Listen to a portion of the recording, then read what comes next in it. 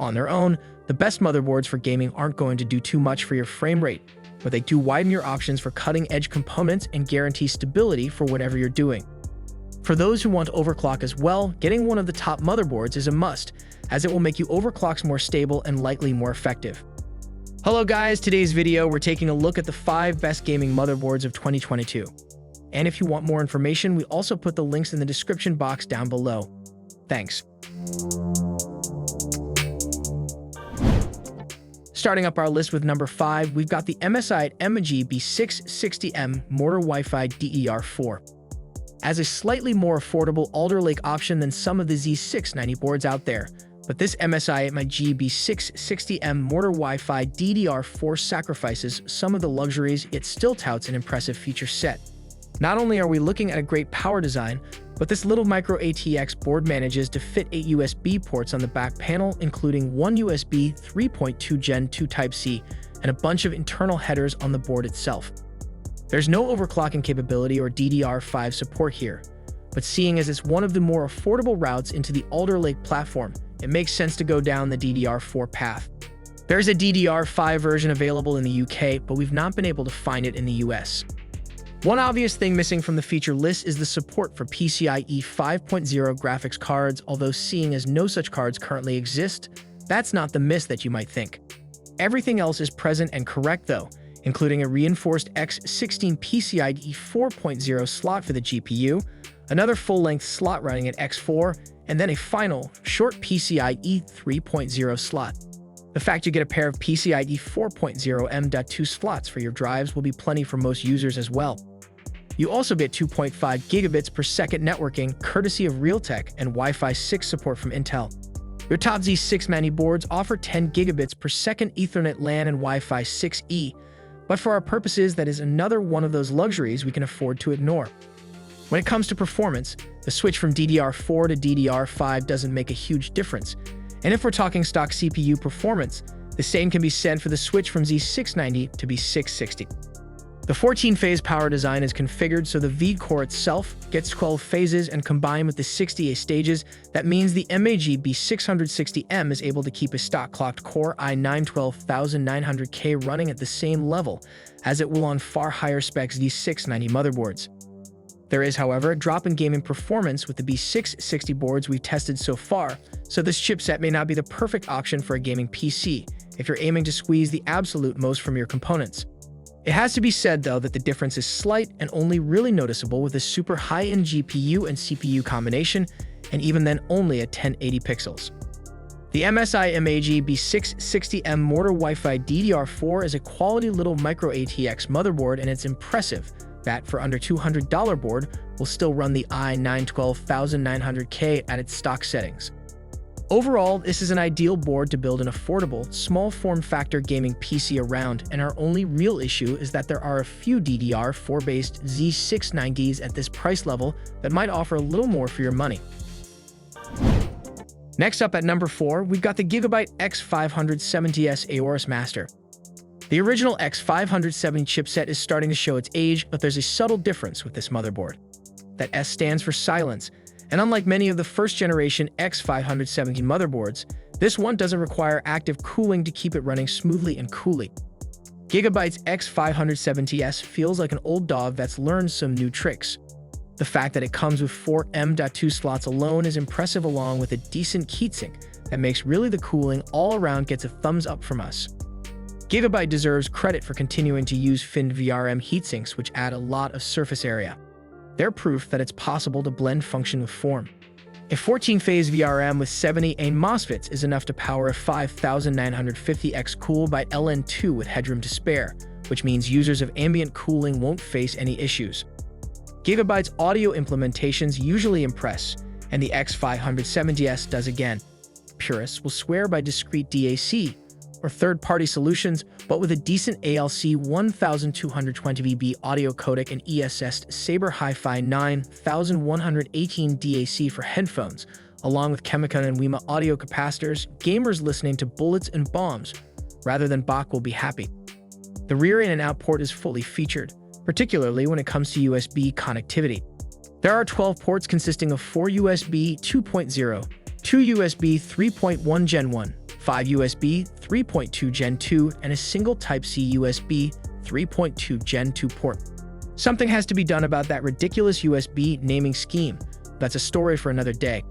You get clear CMOS and BIOS flashback buttons, antenna connectors, the standard audio ports with SPDIF, and finally a single Intel i225E 2.5 gigabits Ethernet LAN port.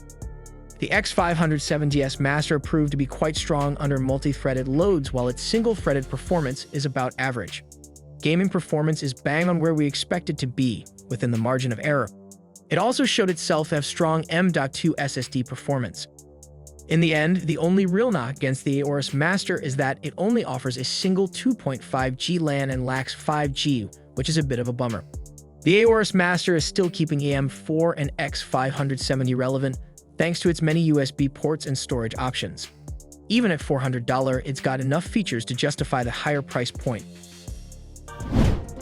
At number 3, we've got the Asus ROG Strix B550E gaming motherboard.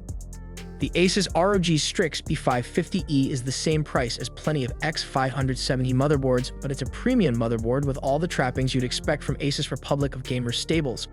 We're talking 14 plus 2 power stages, M.2 heatsinks, and pre-installed backplates. You also get Wi-Fi 6 wireless networking, as well as Intel 2.5 gigabits Ethernet as well, and of course, the RGB LED. What you'll no doubt be wondering about is performance. Is it actually all that much better than a more prosaic and cheaper? In fact, the Asus ROG Strix B550E gaming is a solid 50% pricier than the likes of the MSI and Meiji B550M Mortar, and tangibly slower in most of our benchmarks, including games. Where the Strix looks stronger, inevitably involves overclocking, and the AMD laissez-faire approach to clocking the twangers off pretty much any CPU that comes its way, by enabling access to super simple core ratio tweaks, means that you'd almost be mad not to give it a go. The B550E gets Asus' slick and familiar BIOS interface that allows access to not only the core ratio, but pretty much every setting a keen overclocker could wish for. So you've had the choice of bumping the core ratios up and letting the board work out the details, or getting down and dirty with voltages and timings. Allowing the board to do the detailed brain work results in an overclock of our AMD Ryzen 3 3100 quad-core test chip of 4.2 GHz on all cores. The Ryzen 3100 is good for a 3.9 GHz boost clock as standard, so that's a 300 MHz overclock. That said, of the B550 boards we've tested, it's the far more affordable MSI board that actually comes out top in our straight performance testing. But the Asus can overclock far better, even if it does chew up more raw power from the plug on the whole. The Asus ROG Strix B550E gaming is the whole package then, and right now is our all-around pick for the best B550 motherboard. Though that still feels like a tough recommendation when X570 boards are the same price. Up next at number 2, we've got the Gigabyte Z690 Aorus Pro. It was almost inevitable that the top-end chipset for Intel's next-gen Alder Lake CPU would end up being super expensive. That is compounded by the premium attached to anything which mentions DDR5. Even so, the Gigabyte Z690 Aorus Pro almost bucks that trend by offering a rounded feature set, along with DDR5 support for around $330. Sure, in the last CPU generation, $300 plus was seen as high-end, but for the 12th gen platform, that's positively mid-range. There are cheaper DDR4 boards around, and Gigabyte also makes an Aorus Pro in DDR4 flavor too, but that's not sold in the US or EU. If you want to get the absolute most out of the new Intel platform, you want DDR5. Gigabyte has been smart about the way it specs out the Aorus Pro, by limiting it to just Wi-Fi 6 wireless and 2.5G Intel wired networking connections, and is chewing such unnecessary luxuries as Thunderbolt 4 or another M.2 slot. It has managed to keep the price at least relatively sensible. And it's a great performer, too, delivering system and gaming performance easily on par with the far more expensive boards we've also tested. The BIOS is maturing regularly as well, which makes us completely confident in recommending the Gigabyte board as our pick of the Z690 bunch. About the only downside with this option is the high contrast design with lots of gray heatsinks. Though a lot of the gray chipset and M.2 cooling will be hidden beneath the GPU, it might not be the easiest board to blend in with your build. There's also minimal RGB lighting with just a tiny Aorus logo atop the rear in and out heatsink. That's rare for a gaming motherboard in 2022.